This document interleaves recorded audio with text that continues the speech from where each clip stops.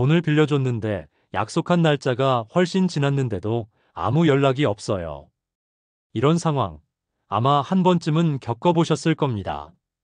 처음에는 바빠서 깜빡했나 보다 하고 기다리죠.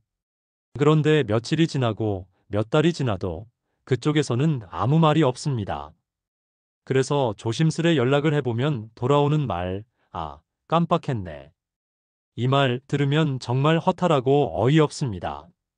돈이라는 건 단순히 현금 몇 장이 아니라 그 안에 신뢰와 마음이 담겨 있는 겁니다. 그런데 사람들은 그걸 너무 가볍게 여기는 경우가 많습니다. 특히 소액, 예를 들어 몇만 원 같은 경우엔 더 심하죠. 빌려갈 땐 정말 급해서 그런데 잠깐만 도와줘 하면서 부탁하더니 막상 시간이 지나고 만나면 그 일에 대해선 입도 뻥끗 안 합니다. 나중에 말이 없어서 그때 빌려간 거 돌려달라고 말하면 그걸 아직도 기억하고 있냐는 식으로 말할 땐 정말 어이없죠. 그리고 그런 사람들 또 다른 사람에게 돈을 빌려준 후 그러다 본인이 돈을 못 받을 위기에 처하면요. 눈에 불을 켜고 받으러 다닙니다. 본인 돈이 소중하면 남의 돈도 똑같이 소중하다는 걸 알아야 합니다. 그게 상식이고 그게 양심입니다. 우리는 흔히 돈거래를 통해 그 사람의 진짜 얼굴을 보게 됩니다. 심리학에서는 이런 걸 선택적 망각이라고도 해요. 자기에게 불편한 책임이나 죄책감을 무의식적으로 외면하고 기억에서 지워버리는 겁니다. 특히 돈에 관련된 건 감정이 따라붙기 때문에 모른 척하고 넘어가려는 심리가 강해져요. 하지만 여러분, 시간은 흐르지만 그 기억은 남습니다. 빌려간 사람은 시간이 지나면 잊을지 몰라도 빌려준 사람의 마음에는 배신이라는 상처가 선명하게 남아 있어요.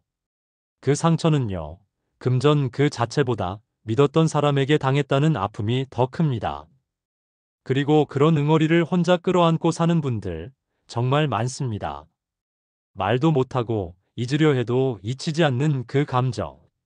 그게 바로 믿음이 깨진 자리에서 생긴 흉터예요. 그 감정, 너무 자책하지 마시기 바랍니다. 당신은 그만큼 마음을 써줬던 사람이고 성의를 다했던 사람이에요. 상처받을 이유가 없었던 겁니다. 무책임한 건 상대였지 당신이 아니에요. 또 하나 착하고 조용한 사람에게 이런 일이 더 자주 생깁니다. 싫은 소리 못하고 또 상대가 불편할까봐 먼저 말을 못 꺼내니까요. 그런데 여러분, 진짜 신뢰가 있는 사람이라면요. 먼저 말합니다. 그때 고마웠어. 다음 주에 돌려줄게. 이 한마디면 되는 걸, 그걸 못하는 사람이 문제인 겁니다. 돈은 인간관계의 리트머스 시험지다. 돈 앞에서 어떻게 행동하는지를 보면 그 사람의 인격이 그대로 드러납니다. 돈 거래는 하지 않는 게 제일 좋습니다.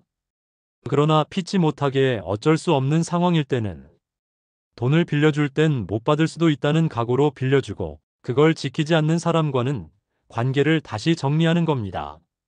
사람을 시험해보고 싶다면 돈을 빌려줘라. 그 결과가 곧 그 사람의 인격이다. 특히 몇만 원 같은 소액에서 드러나는 무책임함은 오히려 큰돈보다도 더 생생하게 그 사람의 본심을 보여줍니다. 그리고 상처받은 여러분, 여러분이 손해본 게 아닙니다.